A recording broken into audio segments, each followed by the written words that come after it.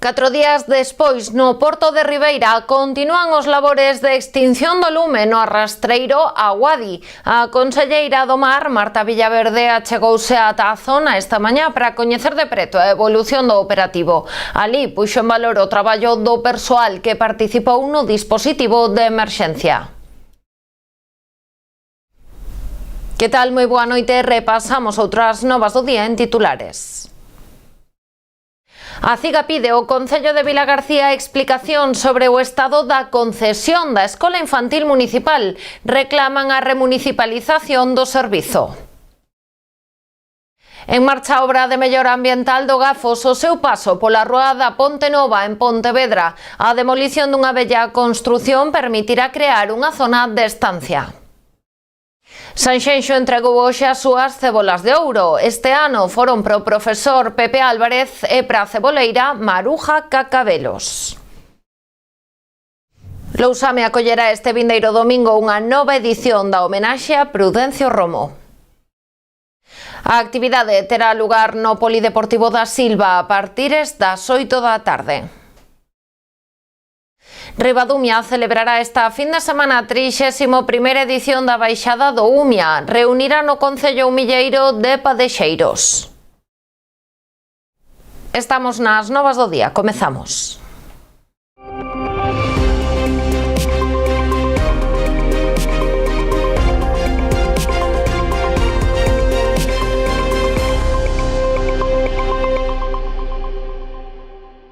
Novas detencións e rexistros no marco do operativo contra o tráfico de drogas desenvolvido onte nas comarcas de Caldas e o Salnés. Dúas delas producíronse hoxe nas provincias de Ourense e Pontevedra. As restantes serían xa fora de Galicia. Polo tanto, xa son máis dunha dúcia os detidos pola presunta relación cun alixo de cocaína que chegou a Portugal dende América do Sur. Dous son pai e fillo da parroquia caldense de Godos. Outro, un cidadán colombiano veciño de Cambados, que as pesquisas apuntan como posible líder da presunta organización internacional de tráfico de drogas a gran escala. O operativo desenvolveuse onte con 11 rexistros en diferentes puntos da provincia pontevedresa, entre eles Godos, en Caldas de Reis, Cambados e Vilanova de Arousa. O despregue foi amplo, con preto de 40 axentes de diferentes corpos. Foi executado pola Unidade Central Operativa da Garda Civil, en colaboración coa DEA de Estados Unidos, a Policía Judiciaria Portuguesa e a Europol. Está previsto que mañá comecen a pasar a disposición do xulgado número 4 de Cambados. Despois de 4 días de traballo no Porto de Ribeira, continúan os labores de extinción no arrastreiro Aguadi. O lume no interior do buque segue activo, aínda que con escasa incidencia, e xa se dá por controlado. O operativo despregado na zona centra agora os seus esforzos en extraer os residuos contaminantes que se detectaron na bodega do buque para evitar que vayan parar o mar. Aínda activo despois de 4 días ardendo, o incendio no Aguadi xa se dá por controlado. Esta mañá, os esforzos do persoal de emerxencias que aínda traballa na zona centrábase na retirada do material que aínda permanecía no barco, como é o caso de parte do aparello. Os bombeiros realizaron tamén as primeiras incursións no interior do arrastreiro para colaborar nas labores de baleirado dos máis de 30.000 litros de auga acumulada no barco, a maior parte dela contaminada por aceites e hidrocarburos. O obxectivo é evitar que esta acabe no mar, por iso se instalaron tamén as barreiras anticontaminación. Ata a zona desprazouse esta mañá a conselleira do Mar, Marta Villaverde, para coñecer de preto, como xa fixera na tarde de onte o presidente de Portos, José Antonio Álvarez, a evolución dos traballos no Aguadi. Alí destacou os esforzos realizados polo persoal que participou no operativo de emerxencia. Segundo me comentan a día de hoxe, os esforzos están centrados en adrizar o que é o buque, eliminar o risco de afundimento e tamén se colocaron unhas barreiras anticontaminación para minimizar o risco de contaminación. Polo que puiden ver tamén, a parte comercial do peirao sigue nun funcionamento normal e a actividade pesqueira tamén está máis ou menos realizándose como un día de corrente, un día normal. Tamén, agradecer ao resto de efectivos que participaron neste operativo. Esperamos que canto antes, xa que non se produjeron non hai daños personais, pois intentar que canto antes se solvente esta incidencia se solucione e podamos recuperar a actividade normal nesta vila. A titular de Mar aludiu tamén ao futuro do barco. Segundo ela, polo de agora non se pode determinar o que pasará con el, asegurando que é importante mantelo a flote e evitar tamén calquera posible episodio contaminante ao mar. Eso ainda non están acabados os traballos, hai que valorar distintos factores, cando se acabe de extinguir o que quede ahora mismo que está todavía atendéndose, pois aí se valorará e se mirará que é a opción máis conveniente. A conselleira aproveitou a visita desta mañá a Ribeira para manter tamén un encontro cos responsables da confraría. A xuntanza serviu para coñecer de primeira man as principais necesidades do pósito ribeirense. Acompañada do presidente de Portos de Galicia, José Antonio Álvarez, a conselleira do Mar, Marta Villaverde, visitaba a sede da Confraría de Pescadores para manter allí un encontro de traballo co patrón maior, Xosé Antonio Pérez, e demais membros do pósito. A visita enmárcase na rolda de contactos que ven realizando con todos os pósitos da comunidade dende o seu nomeamento, co fin de coñecer as súas realidades. En Ribeira aproveitou para facer repaso dos últimos investimentos realizados pola Xunta no porto da localidade e aproveitou para dar a coñecer tamén as novas medidas impulsadas dende a súa consellería de cara a impulsar a sostenibilidade das diferentes actividades que se dan neste peirao. Segundo ela, o porto de baixura máis importante de Europa. Pois aproveitar a oportunidade destas visitas para poñer en valor o traballo e a figura dos pósitos das cofradías de pescadores que son fundamentales para velar pola sostenibilidade do sector tanto pesqueiro como marisqueiro. E precisamente por esa importancia destas entidades, desde a Administración galega levamos ese modelo de cogobernanza que é exportado, que é valorado desde fora da nosa comunidade, donde a Administración mantén ese fluido, contacto constante con eles, co sector, para coñecer esa realidade e a toma de decisións que sexa precisamente tendo a eles en conta. Coa Cofradía de Ribeira, obvio decir que unha das máis importantes de Galicia é o porto máis importante de baixura de toda a comunidade, a terceira en facturación, a quinta en volumen de descargas, co cal son números, son datos que evidencian a súa importancia e como tal mantemos sempre un apoio económico para que se poida da man das distintas axudas, das distintas liñas que levamos desde a Administración galega, podendo avanzar en equipación portuaria, en formación. Este ano en formación creo que sacamos un valor aproximado de 144.000 euros de aprobados para que se realicen cursos. Tamén a mellora de eficiencia enerxética nos portos, que puxemos luminarias recentemente para dotar desa mellora enerxética e de condicións ao porto de Ribeira. E tamén realizamos distintas apoios económicos para velar pola sustentabilidade dos recursos marisqueiros e tamén da flota.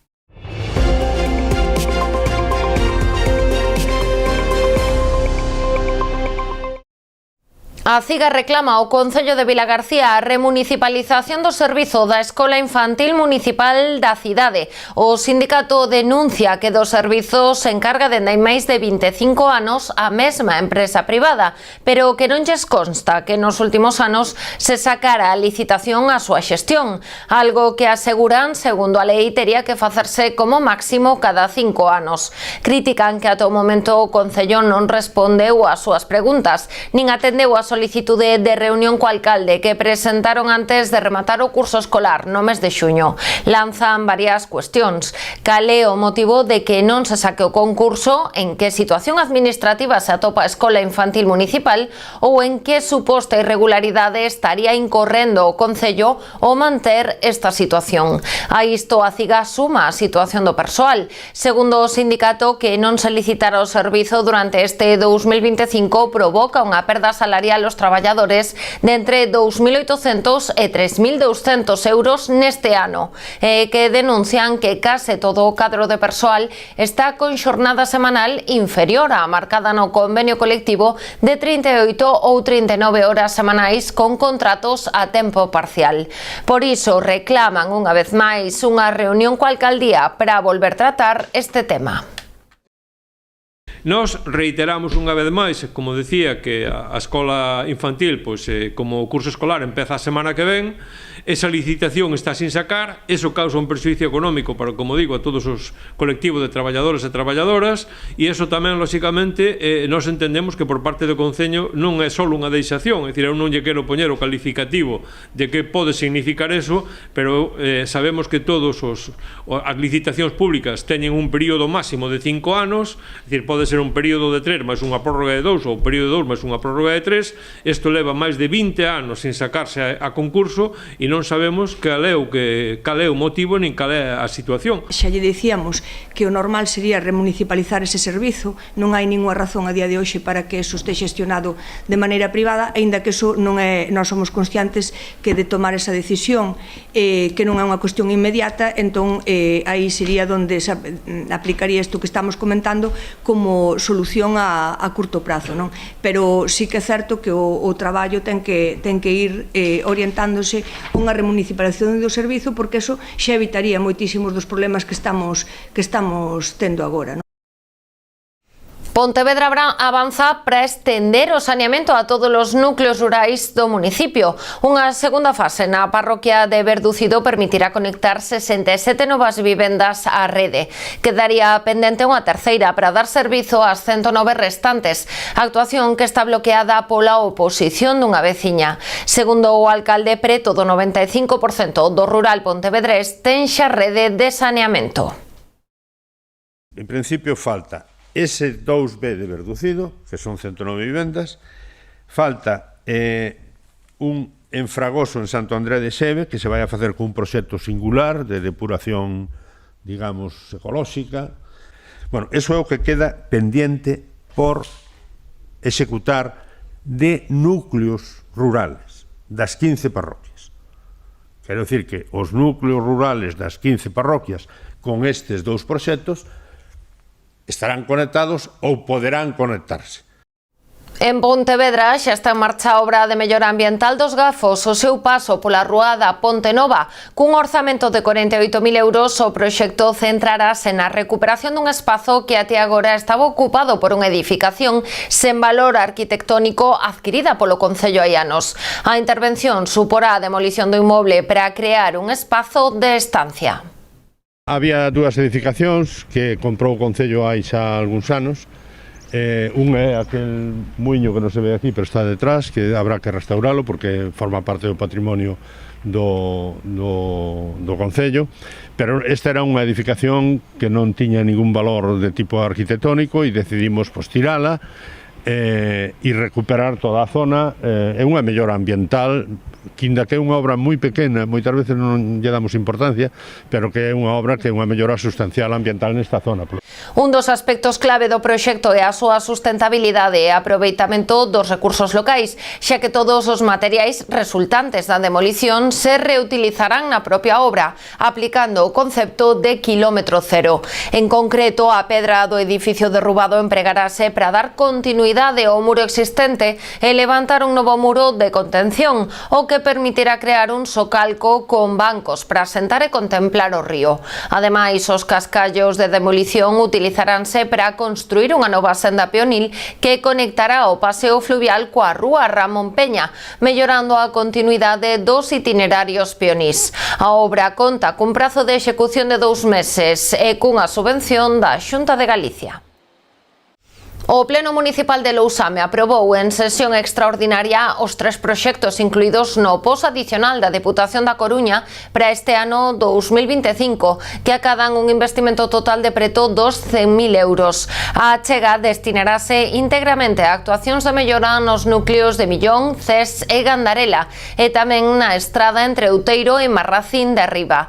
Neste último caso, a obra prevé mellorar un tramo afundido no propio vial, no que será necesario necesario construir un muro de contención e consolidar a zona. A proposta da alcaldía foi aprobada cos votos a favor dos 6 edís do PP e a abstención de 3 concelleiros do PSOE. Nin o voceiro socialista Juan José Pego nin o portavoz do BNG Anxo Moledo puideron asistir á sesión plenaria. Facemos unha pequena pausa, non marchen.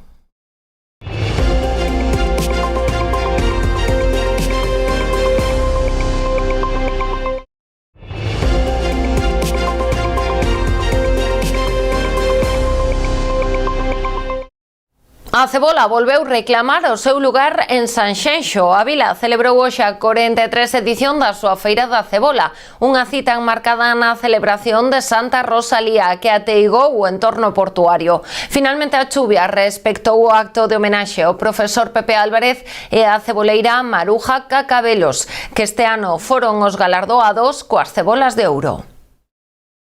E quero dedicar este premio a Feliciano Pombo.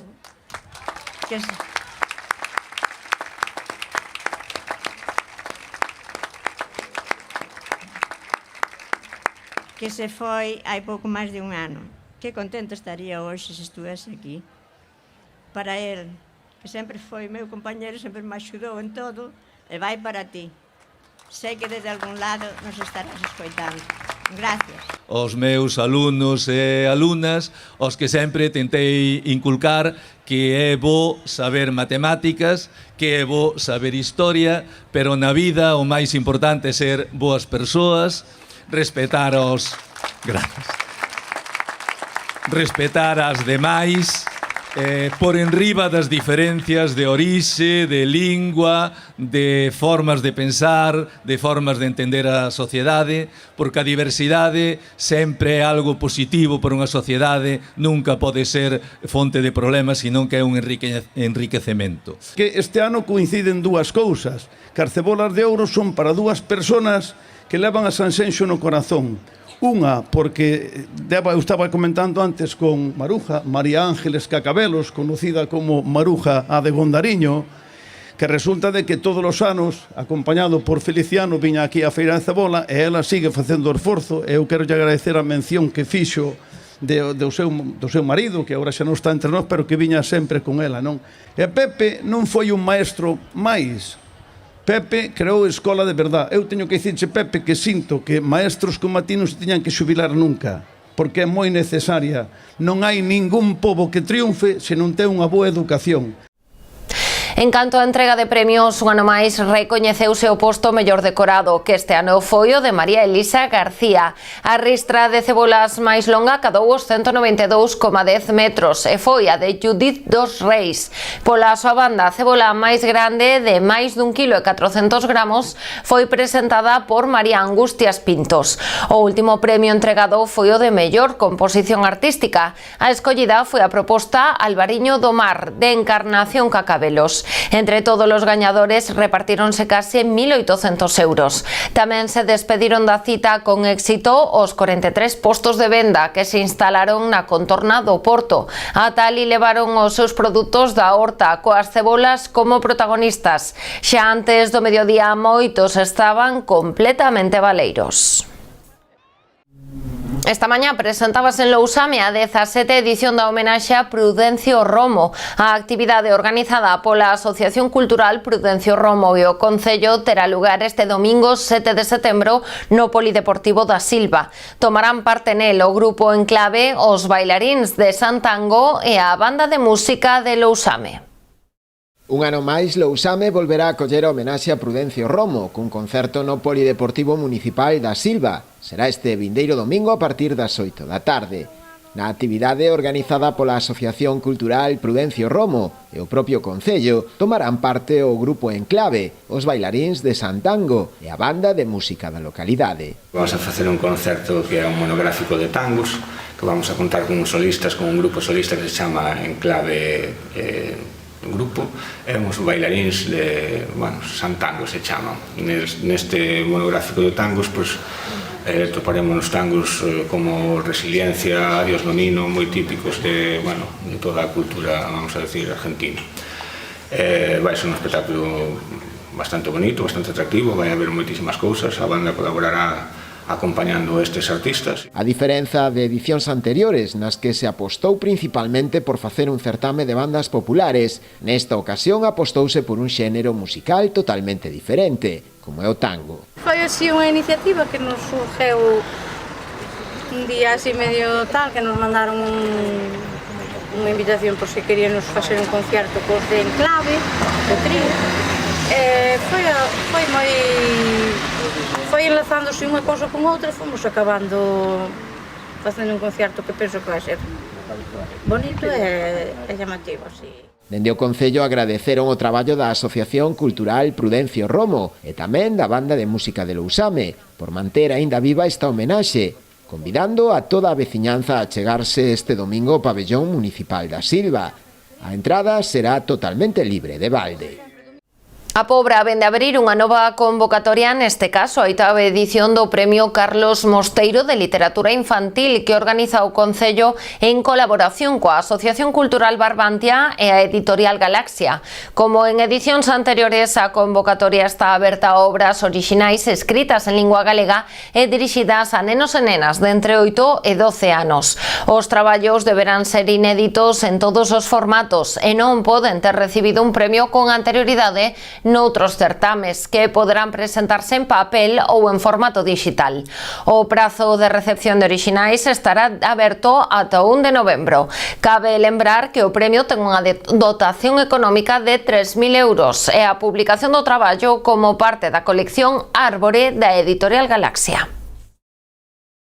Xa se contan os días para a celebración do Festival Revenidas. No Concello de Vilagarcía ultimanse os preparativos para acoller esta cita que reunirá a milleiros de persoas en Vilaxoán entre o 11 e o 13 de setembro. 4 días para pechar o verán en Arousa cun ambicioso cartel de concertos. Fermín Muguruza, Lendacaris Muertos daqui da Ría, SES, Baiuca, Mondra, Heredeiros da Cruz ou Derrapants animarán a cita. Tamén haberá artistas internacionais como os italianos Talco. Outro dos momentos máis agardados do Revenidas é a tradicional sardiñada. Este ano estará organizada por primeira vez pola Deputación de Pontevedra. Está previsto que o domingo se vendan ao redor dun milleiro de kilos deste peixe. Este ano temos tamén unha programación diversa, inclusiva e de calidade, moi na liña do noso festival, con máis de 30 concertos de músicos de moitos sitios do mundo, como de Bosnia ou de Nova Zelanda, pero sobre todo apostando polo talento galego. O Revenidas xa non é un festival ao uso, sino un evento único, dunha experiencia colectiva, onde se resalta a cultura mariñeira, que é unha oportunidade única para dar a coñecer Vilaxoán e tamén Vilagarcía, a súa cultura e o seu turismo ao mundo. Promove, vai en base ao que nós promovemos desde a Diputación. A descentralización non é un festival que está pensando para as grandes cidades. A desestacionalización nos reporta que sexa un recurso máis que este fenomenal destino turístico desta provincia extraordinaria pon a disposición de visitantes, e logo a sustentabilidade. Só hai que ver o marco no que se celebra esa combinación de produtos, experiencias que vives tamén en torno ao mar. Sei o que significan Revenidas para Vilaxoán e por moitísimos anos máis de Revenidas, pese ás vicisitudes, pese a que pasamos un COVID, pese ao que sexa, as Revenidas ten que seguir sendo un evento de promoción de Vilaxoán. Porque, ademais, tamén hai que dicilo, é dicir, o retorno económico que ten este festival para Vilaxoán e para Vilagarcía é importantísimo. Cos datos na man, sabemos que este fin de semana que se vai a celebrar as Revenidas, Vilagarcía vai a ter moitísimos máis visitantes.